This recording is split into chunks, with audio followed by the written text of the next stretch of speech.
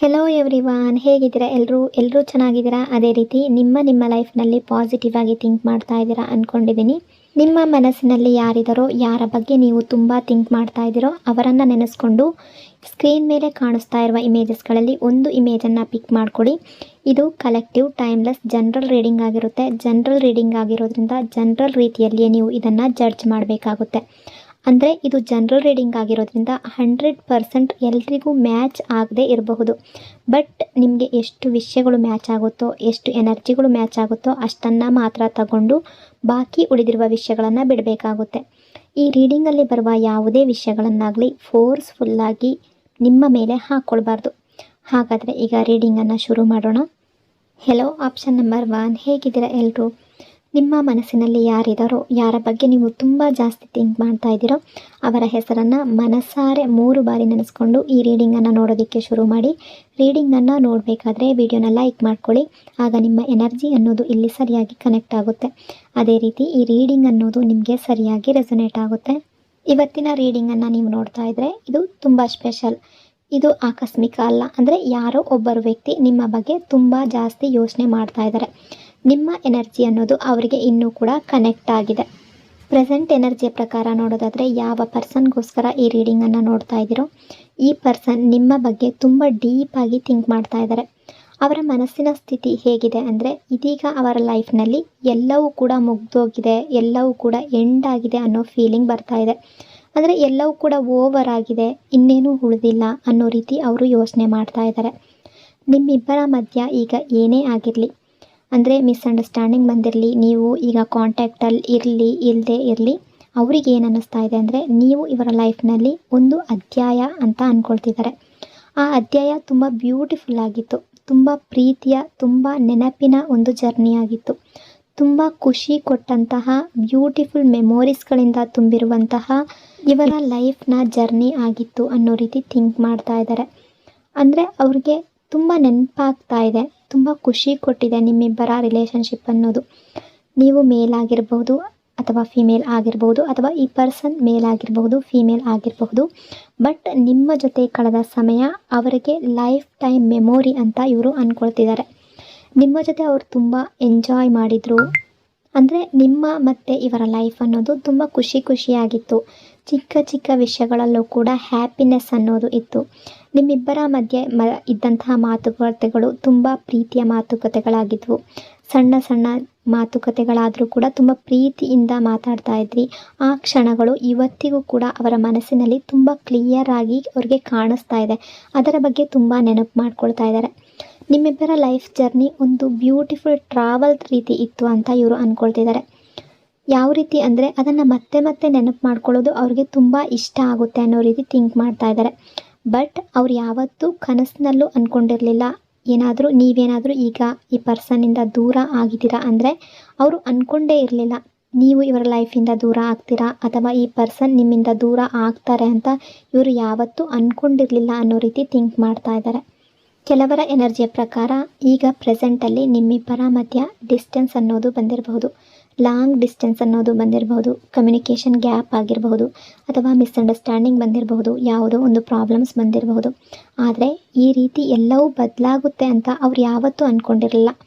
ಅವರಿಗೆ ಅನ್ನಿಸ್ತಾ ಇದೆ ಇಷ್ಟು ಬ್ಯೂಟಿಫುಲ್ ಆಗಿದ್ದ ರಿಲೇಷನ್ಶಿಪ್ ಇಷ್ಟೊಂದು ಮಧ್ಯದಲ್ಲಿ ಗ್ಯಾಪ್ ಬರುತ್ತೆ, ಡಿಸ್ಟೆನ್ಸ್ ಬರುತ್ತೆ ಅಂತ ಯಾವತ್ತೂ ಅಂದ್ಕೊಳ್ಳದೆ ಇರೋದು ನಡೆದು ಹೋಗಿದೆ ಅನ್ನೋ ರೀತಿ ಥಿಂಕ್ ಮಾಡ್ತಾ ಇದ್ದಾರೆ. ನಿಮ್ಮಿಬ್ಬರ ರಿಲೇಷನ್ಶಿಪ್ಪಲ್ಲಿ ಮಿಸ್ಅಂಡರ್ಸ್ಟ್ಯಾಂಡಿಂಗ್ ಬಂದಾಗ ಮೊದಲು ಇವರು ಅಂದ್ಕೊಳ್ತಾ ಇದ್ದಿದ್ದು ಏನು ಅಂದರೆ ನಿಮ್ಮಿಬ್ಬರ ಲೈಫ್ನಲ್ಲಿ ಏನೇ ಪ್ರಾಬ್ಲಮ್ ಬಂದರೂ, ಏನೇ ಮಿಸ್ಅಂಡರ್ಸ್ಟ್ಯಾಂಡಿಂಗ್ ಬಂದರೂ ಕೂಡ ಒಂದು ದಿನ ಎಲ್ಲವೂ ಕ್ಲಿಯರ್ ಆಗುತ್ತೆ, ಎಲ್ಲವೂ ಸರಿಯಾಗುತ್ತೆ ಅಂತ ಇವರು ಯೋಚನೆ ಮಾಡ್ತಾಯಿದ್ರು. ನೀವು ಅಥವಾ ಅವರು ಯಾರಾದರೂ ಒಬ್ಬರು ಕಾಂಟ್ಯಾಕ್ಟ್ ಮಾಡ್ತೀರಾ, ಸಿಚುವೇಶನನ್ನು ಇಬ್ಬರು ಕೂಡ ಕ್ಲಿಯರ್ ಮಾಡ್ಕೊಳ್ತೀರಾ, ರಿಲೇಷನ್ಶಿಪ್ ಮತ್ತೆ ಸರಿ ಆಗುತ್ತೆ ಅನ್ನೋ ಹೋಪ್ ಇವರ ಮನಸ್ಸಿನಲ್ಲಿತ್ತು. ಅಂದರೆ ಅವ್ರು ಬಂದು ನಿಮ್ಮ ಹತ್ರ ಮಾತಾಡ್ಬೋದು ಅಥವಾ ನೀವು ಅವರನ್ನು ಕಾಂಟ್ಯಾಕ್ಟ್ ಮಾಡಿ ಎಲ್ಲವೂ ಕ್ಲಿಯರ್ ಮಾಡ್ಕೊಳ್ತೀರಾ, ಇಬ್ಬರು ಕೂಡ ಕೂತ್ಕೊಂಡು ಮಾತಾಡಿ ಎಲ್ಲವೂ ಸರಿ ಆಗುತ್ತೆ ಅನ್ನೋ ರೀತಿ ಥಿಂಕ್ ಮಾಡ್ತಾಯಿದ್ರು. ಆ ಹೋಪ್ ಅನ್ನೋದು ಇವರ ಮನಸ್ಸಿನಲ್ಲಿತ್ತು. ಬಟ್ ಈಗಿನ ಎನರ್ಜಿಯನ್ನು ನೋಡೋದಾದರೆ ಪ್ರೆಸೆಂಟಲ್ಲಿ ಅವ್ರಿಗೆ ಏನು ಅನ್ನಿಸ್ತಾ ಇದೆ ಅಂದರೆ ಎಲ್ಲವೂ ನೆಗೆಟಿವ್ ಆಗ್ತಾ ಇದೆ ಅಂತ ಥಿಂಕ್ ಮಾಡ್ತಾ ಇದ್ದಾರೆ. ಇವರು ತುಂಬ ಪಾಸಿಟಿವ್ ಆಗಿ ಥಿಂಕ್ ಮಾಡಿದರು ಈ ರಿಲೇಷನ್ಶಿಪ್ ಬಗ್ಗೆ. ಬಟ್ ಎಲ್ಲ ಉಲ್ಟಾ ಆಗಿದೆ ಅನ್ನೋ ರೀತಿ ಕೆಲವರ ಎನರ್ಜಿ ಶೋ ಆಗ್ತಾ ಇದೆ. ಇನ್ನೇನು ಸರಿಯಾಗಲ್ಲ, ಎಲ್ಲವೂ ಎಂಡ್ ಆಗಿದೆ ಅನ್ನೋ ಥಾಟ್ ಇವರ ಮನಸ್ಸಿಗೆ ಈಗ ಬರ್ತಾ ಇದೆ. ಈ ರಿಲೇಷನ್ಶಿಪ್ನ ಉಳಿಸೋದಕ್ಕೆ ಏನು ಮಾಡಬೇಕು ಅನ್ನೋದೇ ಅವ್ರಿಗೆ ಈಗ ಪ್ರೆಸೆಂಟಲ್ಲಿ ಅರ್ಥ ಆಗ್ತಾ ಇಲ್ಲ ಅನ್ನೋ ರೀತಿ ಯೋಚನೆ ಮಾಡ್ತಾ ಇದ್ದಾರೆ. ಆ ರೀತಿ ಕೆಲವರ ಎನರ್ಜಿ ರಿಫ್ಲೆಕ್ಟ್ ಆಗ್ತಾ ಇದೆ. ನಿಮ್ಮಿಬ್ಬರ ರಿಲೇಷನ್ಶಿಪ್ಪಲ್ಲಿ ಈ ರೀತಿ ಏನಾದರೂ ನಡೀತಾ ಇದ್ದರೆ ಅಂದರೆ ನಡೆದಿದ್ದರೆ ಇದೀಗ ಅವರು ಅವರ ಕೆರಿಯರ್ ಬಗ್ಗೆ ತುಂಬ ಯೋಚನೆ ಮಾಡ್ತಾ ಇದ್ದಾರೆ. ಇನ್ನು 2026 ಈ ಹೊಸ ವರ್ಷದಲ್ಲಿ ಹೊಸ ಲೈಫ್ ಶುರು ಮಾಡಬೇಕು, ಲೈಫ್ನಲ್ಲಿ ಗ್ರೋತ್ ಆಗಬೇಕು, ಇಂಪ್ರೂವ್ಮೆಂಟ್ ಆಗಬೇಕು, ಕೆರಿಯರ್ ಬಗ್ಗೆ ತುಂಬ ಫೋಕಸ್ ಮಾಡಬೇಕು ಅಂತ ಅಂದ್ಕೊಳ್ತಿದ್ದಾರೆ. ಅಂದರೆ ಅವ್ರು ಜಾಬ್ ಮಾಡ್ತಾಯಿದ್ರೆ ಅಥವಾ ಸ್ಟಡಿ ಮಾಡ್ತಾಯಿದ್ರೆ ಅಥವಾ ಸಣ್ಣ ಪುಟ್ಟ ಕೆಲಸ ಏನಾದರೂ ಮಾಡ್ತಾಯಿದ್ರೆ ಫ್ಯೂಚರ್ ಚೆನ್ನಾಗಿರಬೇಕು ಅನ್ನೋ ಥಾಟ್ ಇವರ ಮನಸ್ಸಿನಲ್ಲಿ ಬರ್ತಾ ಇದೆ. ರಿಲೇಷನ್ಶಿಪ್ಪಲ್ಲಿ ಗ್ರೋತ್ ಬೇಕು ಅಂತ ತುಂಬ ಬಯಸಿದ್ದಾರೆ ಅವರು. ರಿಲೇಷನ್ಶಿಪ್ಪಲ್ಲಿ ಗ್ರೋತ್ ಆಗದೆ ಇದ್ದರೆ ಲೈಫ್ನಲ್ಲಿ ಆದರೂ ಗ್ರೋತ್ ಆಗಲಿ ಅಂತ ಇವರು ಫೀಲ್ ಮಾಡ್ಕೊಳ್ತಾ ಇದ್ದಾರೆ ಈಗ ಪ್ರೆಸೆಂಟಲ್ಲಿ.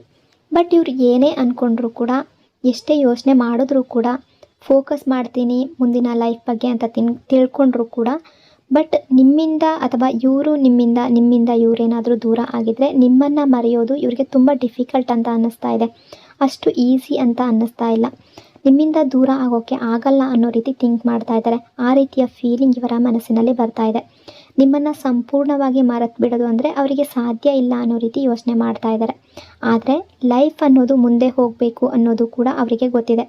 ಅದಕ್ಕಾಗಿ ಅವರು ತಮ್ಮ ಗೋಲ್ಸ್ ಬಗ್ಗೆ, ಅಚೀವ್ಮೆಂಟ್ಸ್ ಬಗ್ಗೆ, ಫ್ಯೂಚರ್ ಬಗ್ಗೆ ಫೋಕಸ್ ಮಾಡೋಕ್ಕೆ ಟ್ರೈ ಮಾಡ್ತಾ ಇದ್ದಾರೆ ಅನ್ನೋ ರೀತಿ ಎನರ್ಜಿ ಶೋ ಆಗ್ತಾ ಇದೆ. ಪ್ರೆಸೆಂಟಲ್ಲಿ ಇವರು ಎಷ್ಟೇ ಕಾಮಾಗಿ ಹೊರಗಡೆಯಿಂದ ನಡ್ಕೊಳ್ತಾ ಇದ್ದರೂ ನೀವೇನಾದರೂ ಈ ಪರ್ಸನ್ ಲೈಫಿನಿಂದ ದೂರ ಆಗಿದ್ದರೆ ಈ ಪರ್ಸನ್ಗೆ ತುಂಬ ಲೋ ಫೀಲ್ ಮಾಡ್ತಾ ಇದ್ದಾರೆ. ಲೋನ್ಲಿನೆಸ್ ಫೀಲ್ ಆಗ್ತಾ ಇದೆ, ಒಬ್ಬಂಟಿತನ ಫೀಲ್ ಆಗ್ತಾ ಇದೆ. ಈ ಪರ್ಸನ್ ತುಂಬ ಮೆಂಟಲಿ ಡಿಸ್ಟರ್ಬ್ ಆಗಿದ್ದಾರೆ ಅನ್ನೋ ರೀತಿ ಕಾಣಿಸ್ತಾ ಇದೆ. ತುಂಬ ಫೀಲಿಂಗ್ಸ್ಗಳು ಇವರ ಮನಸ್ಸಿನಲ್ಲಿದೆ. ತುಂಬ ಓವರ್ ಥಿಂಕಿಂಗನ್ನು ಇವರು ಮಾಡ್ತಾ ಇದ್ದಾರೆ. ಸಣ್ಣ ಸಣ್ಣ ಮಾತುಗಳನ್ನು ಮತ್ತೆ ಯೋಚನೆ ಮಾಡ್ತಾ ಇದ್ದಾರೆ. ನೀವು ಮತ್ತು ಇವ್ರ ಲೈಫ್ನಲ್ಲಿ ಯಾವ ರೀತಿ ಇದ್ರಿ ಅನ್ನೋದರ ಬಗ್ಗೆ ಕೂಡ ತುಂಬ ಥಿಂಕ್ ಮಾಡ್ತಾ ಇದ್ದಾರೆ. ಬಟ್ ಇವರಿಗೆ ಒಂದು ಡೌಟ್ ಇದೆ, ನೀವು ಇವರ ಲೈಫಿಂದ ಮೂವ್ ಆನ್ ಆಗಿದ್ದೀರಾ, ನೀವು ಈಗ ನಿಮ್ಮ ಲೈಫ್ನಲ್ಲಿ ಫೋಕಸ್ ಮಾಡ್ತಾ ಇದ್ದೀರಾ ಅಂತ ಇವರು ಅಂದ್ಕೊಳ್ತಾ ಇದ್ದಾರೆ. ಮೊದಲು ನೀವು ಈ ಪರ್ಸನ್ನ ಎಷ್ಟು ವೆಯ್ಟ್ ಮಾಡ್ತಾ ಇದ್ರಿ, ಆ ರೀತಿ ಈಗ ಪ್ರೆಸೆಂಟಲ್ಲಿ ಇಲ್ಲ ಅನ್ನೋ ರೀತಿ ಇವರು ಯೋಚನೆ ಮಾಡ್ತಾ ಇದ್ದಾರೆ ಅಂತ ಕೆಲವರ ಎನರ್ಜಿ ರಿಫ್ಲೆಕ್ಟ್ ಆಗ್ತಾ ಇದೆ. ನೀವು ತುಂಬ ಸ್ಟ್ರಾಂಗ್ ಆಗಿದ್ದೀರಾ, ಈಗ ನಿಮ್ಮ ಗ್ರೋತ್ ಬಗ್ಗೆ ಮಾತ್ರ ನೀವು ಯೋಚನೆ ಮಾಡ್ತಾ ಇದ್ದೀರಾ ಅಂತ ಇವರು ಅಂದ್ಕೊಳ್ತಾ ಇದ್ದಾರೆ. ಅಂದರೆ ನಿಮ್ಮಿಬ್ಬರ ರಿಲೇಷನ್ಶಿಪ್ಪಲ್ಲಿ ಏನಾದರೂ ಡಿಸ್ಟೆನ್ಸ್ ಅನ್ನೋದು ಬಂದಿದ್ದರೆ ಈ ಪರ್ಸನ್ ಆ ರೀತಿ ಥಿಂಕ್ ಮಾಡ್ತಾ ಇರೋ ರೀತಿ ಕಾಣಿಸ್ತಾ ಇದೆ. ಓವರಾಲ್ ಎನರ್ಜಿಯ ಪ್ರಕಾರ ನೋಡೋದಾದರೆ ಈ ಪರ್ಸನ್ ಏನಿದ್ದಾರೆ, ಯಾರಿಗೋಸ್ಕರ ನೀವು ಈ ರೀಡಿಂಗನ್ನು ನೋಡ್ತಾ ಇದ್ದೀರೋ ನಿಮ್ಮನ್ನು ಇನ್ನೂ ಕೂಡ ಇವರು ಮರ್ತಿಲ್ಲ. ನಿಮ್ಮ ಬಗ್ಗೆ ಇನ್ನೂ ತುಂಬ ಯೋಚನೆ ಮಾಡ್ತಾ ಇದ್ದಾರೆ. ಆದರೆ ಸಿಚುವೇಶನ್ ಅವರಿಗೆ ತುಂಬ ಹೆವಿ ಆಗಿದೆ. ಲೈಫ್ ಮುಂದಕ್ಕೆ ಹೋಗಬೇಕು, ಅದೇ ರೀತಿ ಫ್ಯೂಚರ್ ಕೂಡ ಚೆನ್ನಾಗಿರಬೇಕು ಅಂತ ಥಿಂಕ್ ಮಾಡ್ತಾ ಇದ್ದಾರೆ. ನಿಮ್ಮನ್ನು ತುಂಬ ಮಿಸ್ ಮಾಡ್ಕೊಳ್ತಾ ಇದ್ದಾರೆ. ನಿಮ್ಮಿಬ್ಬರ ನಡುವೆ ನಡೆದಿರುವಂತಹ ಬ್ಯೂಟಿಫುಲ್ ಮೆಮೊರೀಸ್ಗಳನ್ನ ಮತ್ತೆ ಇವರು ನೆನಪು ಮಾಡ್ಕೊಳ್ತಾ ಇದ್ದಾರೆ. ಸೊ ಇಷ್ಟೆಲ್ಲ ವಿಷಯಗಳು ಈ ಪರ್ಸನ್ನ ಎನರ್ಜಿಯ ಅಕಾರ್ಡಿಂಗ್ ಇಲ್ಲಿ ರಿಫ್ಲೆಕ್ಟ್ ಆಗ್ತಾ ಇದೆ. ಐ ಹೋಪ್ ಆಪ್ಷನ್ ನಂಬರ್ 1 ಈ ರೀಡಿಂಗ್ ನಿಮಗೆ ರೆಸೊನೇಟ್ ಆಗಿದೆ ಅಂದ್ಕೊಂಡಿದ್ದೀನಿ. ರೆಸೊನೇಟ್ ಆಗಿದ್ರೆ ಕಮೆಂಟ್ನಲ್ಲಿ ಕ್ಲೈಮ್ ಮಾಡ್ಕೊಳ್ಳಿ. ಅದೇ ರೀತಿ ವಿಡಿಯೋನ ಲೈಕ್ ಮತ್ತು ಶೇರ್ ಮಾಡೋದ್ರ ಜೊತೆಗೆ ವಿಡಿಯೋನ ಹೈಪ್ ಕೂಡ ಮಾಡಿ. ಈ ಚಾನಲ್ನ ಫಸ್ಟ್ ಟೈಮ್ ವಿಸಿಟ್ ಮಾಡಿದರೆ ಸಬ್ಸ್ಕ್ರೈಬ್ ಮಾಡ್ಕೊಳ್ಳಿ. Thank you so much. Hello option number 2, ಹೇಗಿದ್ದೀರಾ ಎಲ್ಲರೂ? ನಿಮ್ಮ ಮನಸ್ಸಿನಲ್ಲಿ ಯಾರಿದ್ದಾರೋ, ನೀವು ಯಾರ ಬಗ್ಗೆ ತುಂಬ ಥಿಂಕ್ ಮಾಡ್ತಾ ಇದ್ದೀರೋ ಅವರ ಹೆಸರನ್ನು ಮನಸ್ಸಾರೆ 3 ಬಾರಿ ನೆನೆಸ್ಕೊಂಡು ಈ ರೀಡಿಂಗನ್ನು ನೋಡೋದಕ್ಕೆ ಶುರು ಮಾಡಿ. ರೀಡಿಂಗನ್ನು ನೋಡಬೇಕಾದ್ರೆ ವಿಡಿಯೋನ ಲೈಕ್ ಮಾಡ್ಕೊಳ್ಳಿ. ಆಗ ನಿಮ್ಮ ಎನರ್ಜಿ ಅನ್ನೋದು ಇಲ್ಲಿ ಸರಿಯಾಗಿ ಕನೆಕ್ಟ್ ಆಗುತ್ತೆ. ಅದೇ ರೀತಿ ಈ ರೀಡಿಂಗ್ ಅನ್ನೋದು ನಿಮಗೆ ಸರಿಯಾಗಿ ರೆಸೊನೇಟ್ ಆಗುತ್ತೆ. ಈ ಇವತ್ತಿನ ರೀಡಿಂಗನ್ನು ನೀವು ನೋಡ್ತಾ ಇದ್ದರೆ ಇದು ಆಕಸ್ಮಿಕ ಅಲ್ಲ. ಯಾವುದೋ ಯಾರೋ ಒಬ್ಬ ವ್ಯಕ್ತಿ ನಿಮ್ಮ ಬಗ್ಗೆ ತುಂಬ ಥಿಂಕ್ ಮಾಡ್ತಾ ಇರ್ಬೋದು. ಆ ರೀತಿಯ ಎನರ್ಜಿ ಕಾಣಿಸ್ತಾ ಇದೆ. ತುಂಬ ಸ್ಟ್ರಾಂಗ್ ಆಗಿರುವ ಎನರ್ಜಿ ಇಲ್ಲಿ ಶೋ ಆಗ್ತಾ ಇದೆ.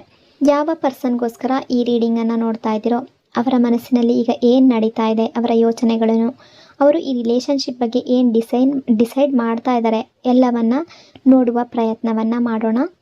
ತುಂಬ ಕ್ಲಿಯರ್ ಆಗಿರುವ ಎನರ್ಜಿ ಯಾವ ರೀತಿ ರಿಫ್ಲೆಕ್ಟ್ ಆಗ್ತಾ ಇದೆ ಅಂದರೆ ಈ ವ್ಯಕ್ತಿ ಈ ರಿಲೇಷನ್ಶಿಪ್ಪಲ್ಲಿ ಯಾವುದೋ ಒಂದು ರೀತಿಯಲ್ಲಿ ರಿಸ್ಕ್ ತಗೊಳ್ಳೋದಕ್ಕೆ ರೆಡಿ ಇದ್ದಾರೆ. ಯಾವುದೇ ರಿಸ್ಕ್ ಬಂದರೂ ಕೂಡ, ಯಾವುದೇ ಸಿಚುವೇಶನ್ ಬಂದರೂ ಕೂಡ ಈ ರಿಲೇಷನ್ಶಿಪ್ ಕಂಟಿನ್ಯೂ ಮಾಡಿಕೊಂಡು ಹೋಗಬೇಕು ಅನ್ನೋ ಮನಸ್ಸು ಇವರ ಮನಸ್ಸಿನಲ್ಲಿ ತುಂಬ ಸ್ಟ್ರಾಂಗ್ ಆಗಿ ಕಾಣಿಸ್ತಾ ಇದೆ. ನೀವು ಯಾವ ಪರ್ಸನ್ಗೋಸ್ಕರ ಈ ರೀಡಿಂಗನ್ನು ನೋಡ್ತಾ ಇದ್ದೀರೋ ಈ ವ್ಯಕ್ತಿ ಒಳಗೊಳಗಡೆ ತುಂಬ ಯೋಚನೆ ಮಾಡ್ತಾ ಇದ್ದಾರೆ. ಈ ರಿಲೇಷನ್ಶಿಪ್ ಬೇಕು, ಈ ರಿಲೇಷನ್ಶಿಪ್ ಇಲ್ದಲೇ ಮುಂದೆ ಹೋಗೋದಕ್ಕೆ ಆಗೋದಿಲ್ಲ. ಏನೇ ಆಗಲಿ ನಾನು ಒಂದು ಸ್ಟೆಪ್ಪನ್ನು ತಗೋಬೇಕು, ಆ್ಯಕ್ಷನನ್ನು ತಗೊಳ್ಬೇಕು ಅನ್ನೋ ರೀತಿ ಥಿಂಕ್ ಮಾಡ್ತಾ ಇದ್ದಾರೆ. ಇವರು ಸುಮ್ಮನೆ ಯೋಚನೆ ಮಾಡೋ ಲೆವೆಲ್ನಲ್ಲಿ ಕಾಣ್ತಾ ಇಲ್ಲ. ಯಾವುದೋ ಒಂದು ರೀತಿಯಲ್ಲಿ ಸ್ಟ್ರಾಂಗ್ ಆ್ಯಕ್ಷನನ್ನು ತಗೊಳ್ಳೋ ಯೋಚನೆಯಲ್ಲಿ ಇದ್ದಾರೆ ಅನ್ನೋ ರೀತಿ ಕಾಣಿಸ್ತಾ ಇದೆ. ಇಲ್ಲಿ ಒಂದು ಬ್ಯೂಟಿಫುಲ್ ಎನರ್ಜಿ ಕಾಣಿಸ್ತಾ ಇದೆ. ನೀವು ಇವರ ಲೈಫ್ನಲ್ಲಿ ಇವ್ರು ಅಂದ್ಕೊಳ್ಳೋದು ನೀವು ಈಗ ಇವರ ಲೈಫ್ನಲ್ಲಿ ಇರಬಹುದು ಅಥವಾ ಇವರ ಜೊತೆ ಕಾಂಟ್ಯಾಕ್ಟಲ್ಲಿ ಇರಬಹುದು, ನೋ ಕಾಂಟ್ಯಾಕ್ಟಲ್ಲಿ ಇರಬಹುದು. ಬಟ್ ಇವರ ಲೈಫ್ನಲ್ಲಿ ನೀವು ಒಂದು ಬ್ಲೆಸ್ಸಿಂಗ್ ಅಂತ ಅಂದ್ಕೊಳ್ತಾರೆ. ನೀವು ಇವರ ಫ್ಯಾಮಿಲಿ ಮೆಂಬರ್ ಆಗಿರ್ಬೋದು, ಫ್ರೆಂಡ್ ಆಗಿರ್ಬೋದು, ಲವರ್ಸ್ ಆಗಿರಬಹುದು, ಕಪಲ್ಸ್ ಆಗಿರಬಹುದು, ಹಸ್ಬೆಂಡ್ ವೈಫ್ ಆಗಿರಬಹುದು, ಯಾರೇ ಆಗಿರಲಿ, ಈ ಪರ್ಸನ್ನ ಮನಸ್ಸಿನಲ್ಲಿ ನನ್ನ ಲೈಫ್ನಲ್ಲಿ ಈ ವ್ಯಕ್ತಿ ಇರೋದು ಒಂದು ಲಕ್ ಅನ್ನೋ ಭಾವನೆ ಇದೆ. ಇದು ದೇವರೇ ಕೊಟ್ಟ ಬ್ಲೆಸ್ಸಿಂಗ್ ಅನ್ನೋ ರೀತಿ ಇವರು ಯೋಚನೆ ಮಾಡ್ತಾ ಇದ್ದಾರೆ. ಆ ರೀತಿಯ ಫೀಲಿಂಗ್ ಕೆಲವರ ಎನರ್ಜಿಯ ಪ್ರಕಾರ ಇಲ್ಲಿ ರಿಫ್ಲೆಕ್ಟ್ ಆಗ್ತಾ ಇದೆ. ಹಾಗಾಗಿ ಈ ರಿಲೇಷನ್ಶಿಪ್ನ ಇದೇ ರೀತಿ ಬಿಡೋ ಮನಸ್ಸು ಈ ಪರ್ಸನ್ನ ಮನಸ್ಸಿನಲ್ಲಿ ಇಲ್ಲ. ನೀವು ಇವರ ಲೈಫ್ನಲ್ಲಿ ಇರಬೇಕು ಅನ್ನೋ ರೀತಿ ಥಿಂಕ್ ಮಾಡ್ತಾ ಇದ್ದಾರೆ. ಈಗ ಪ್ರೆಸೆಂಟಲ್ಲಿ ನಿಮ್ಮಿಬ್ಬರ ನಡುವೆ ಕಮ್ಯುನಿಕೇಷನ್ ಗ್ಯಾಪ್ ಬಂದಿರಬಹುದು, ಅಥವಾ ನೀವಿಬ್ಬರು ಕಾಂಟ್ಯಾಕ್ಟಲ್ಲಿ ಇರಬಹುದು, ಇಲ್ಲದೆ ಇರಬಹುದು, ಮಿಸ್ಅಂಡರ್ಸ್ಟ್ಯಾಂಡಿಂಗ್ ಬಂದಿರಬಹುದು, ಡಿಸ್ಟೆನ್ಸ್ ಬಂದಿರಬಹುದು. ಏನೇ ಆಗಿದ್ರೂ ಕೂಡ ಈ ಪರ್ಸನ್ ಅಂದ್ಕೊಳ್ಳೋದು ಒಂದೇ, ಇಬ್ಬರು ಕೂಡ ಕೂತ್ಕೊಂಡು ಮಾತಾಡಬೇಕು. ಓಪನ್ ಅಪ್ ಆಗಿ ಮಾತಾಡಿದ್ರೆ ಮಾತ್ರ ಎಲ್ಲವೂ ಸರಿಯಾಗುತ್ತೆ.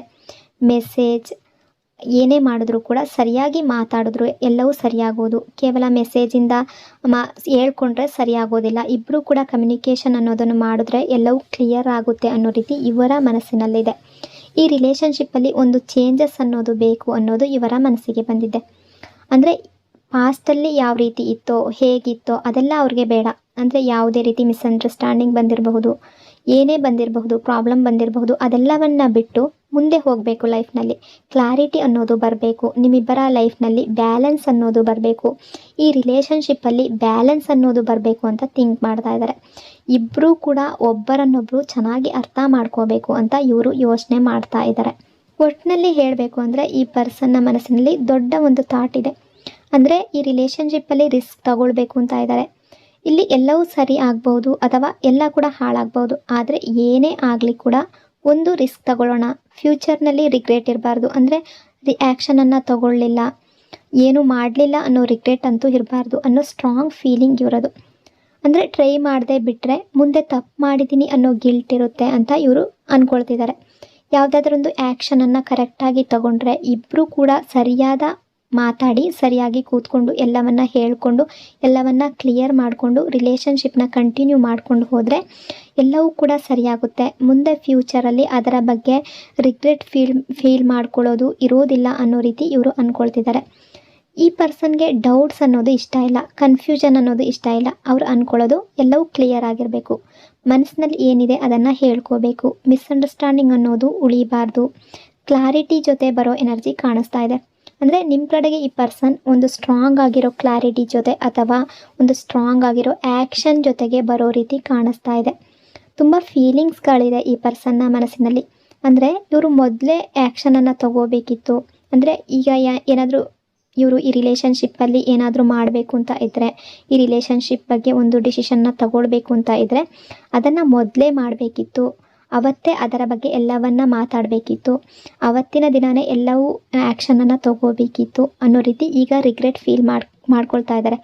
ಬಟ್ ಈಗಲೂ ಸಮಯ ಮೀರಿಲ್ಲ, ಮುಂದೆ ಗಿಲ್ಟ್ ಕಾಡಬಾರ್ದು ಅನ್ನೋ ಕಾರಣಕ್ಕೆ ಈಗ ಆದರೂ ಆ್ಯಕ್ಷನನ್ನು ತಗೋಬೇಕು ಅಂತ ಸ್ಟ್ರಾಂಗ್ ಆಗಿ ಥಿಂಕ್ ಮಾಡ್ತಾ ಇರೋ ರೀತಿ ಕಾಣಿಸ್ತಾ ಇದೆ. ಈ ಪರ್ಸನ್ ನಿಮ್ಮ ಬಗ್ಗೆ ತುಂಬ ಥಿಂಕ್ ಮಾಡ್ತಾ ಇದ್ದಾರೆ. ಈಗ ನೀವು ಇವ್ರ ಜೊತೆ ಕಾಂಟ್ಯಾಕ್ಟಲ್ಲಿ ಇರಬಹುದು, ಇಲ್ಲದೇ ಇರಬಹುದು, ಆದರೂ ಕೂಡ ನಿಮ್ಮ ಬಗ್ಗೆ ತುಂಬ ಯೋಚನೆ ಮಾಡ್ತಾರೆ. ನೀವು ಈಗ ಇವರ ಲೈಫ್ನಲ್ಲಿ ಇದ್ದರೂ ಅಥವಾ ಡಿಸ್ಟೆನ್ಸಲ್ಲಿ ಇದ್ದರೂ ಕೂಡ ನೀವು ಇವರ ಲೈಫ್ನಲ್ಲಿ ಇದ್ದಾಗ ಇವರು ತುಂಬ ಲಕ್ಕಿ ಅನ್ನೋ ಫೀಲಿಂಗ್ ಇವರ ಮನಸ್ಸಿನಲ್ಲಿ ಇದೆ. ಈ ಪರ್ಸನ್ಗೆ ಈ ನಿಮ್ಮಿಬ್ಬರ ರಿಲೇಷನ್ಶಿಪ್ಪನ್ನು ಬಿಡೋದಕ್ಕೆ ಮನಸ್ಸಿಲ್ಲ. ಅಂದರೆ ನೀವು ಇವರ ರಿಲೇಷನ್ಶಿಪ್ ಬಿಟ್ಟು ದೂರ ಹೋಗೋದು ಇವ್ರಿಗೆ ಇಷ್ಟ ಇಲ್ಲ. ನೀವು ಇವರ ಲೈಫ್ನಲ್ಲಿ ಇರಬೇಕು ಅಂತ ಥಿಂಕ್ ಮಾಡ್ತಾ ಇದ್ದಾರೆ. ಯಾವುದೇ ರಿಸ್ಕ್ ಬಂದರೂ ತಗೊಳ್ಳೋದಕ್ಕೆ ರೆಡಿ ಇದ್ದೀನಿ ಅನ್ನೋ ರೀತಿ ಥಿಂಕ್ ಮಾಡ್ತಾ ಇದ್ದಾರೆ.